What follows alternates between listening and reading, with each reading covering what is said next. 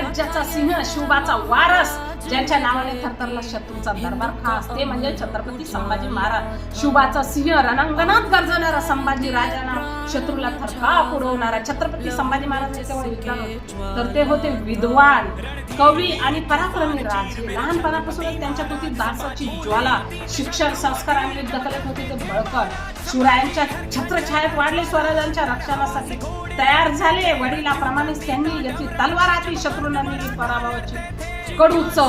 तलवारीची वार, डोळ्यात ज्वाला, संभाजी राजांनी राखली स्वराज्याची ज्वाला. मुघल सम्राट औरंगजेब त्यांच्या विरोधात त्यांनी झुंज दिली. कठीण परिस्थितीत स्वराज्य टिकून ठेवलं. त्यांनी कधीच शरणागती पत्करली नाही. स्वाभिमानासाठी लढणं हेच त्यांचे जीवन होतं. शत्रूंना कपटांनी त्यांना पकडलं, अमानुष छळ त्यांचा केला, त्यांना धर्म बदलण्याचा प्रस्ताव दिला गेला. पण संभाजी महाराज म्हणाले, माझं मरण चालेल पण धर्म नाही सोडणार. जरी देह जळाला तरी मन नाही झुकलं. संभाजी राजांचं धैर्य जगासमोर झळकलं. त्यांनी सहन केले अपार दुःख, पण स्वाभिमानाने धर्मासाठी कधीच हार मानली नाही.